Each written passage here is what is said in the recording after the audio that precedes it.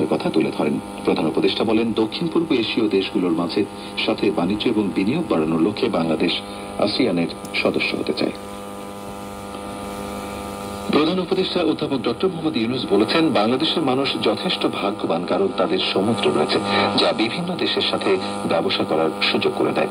তিনি আজ কক্সবাজারে বিআইএএম অডিটোরিয়ামে স্থানীয়দের সাথে মতবিনিময়কালে কথা বলেন। সামুদ্রিক সম্ভাবনার কথা তুলে ধরে প্রধান উপদেষ্টা বলেন, বাংলাদেশের একটি দীর্ঘ উপকূল রয়েছে এবং চট্টগ্রামের উপকূল রেখা বরাবর যে কোনো স্থানে সমুদ্র বন্দর নির্মাণ করা সম্ভব।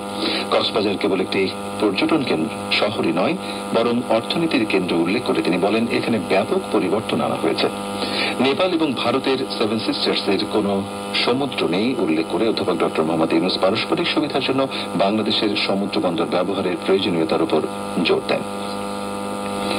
প্রধান উপদেষ্টা অধ্যাপক ডক্টর মোহাম্মদ ইউনূস নির্মাণাধীন কক্সবাজার বিমানবন্দরের দুটি স্থান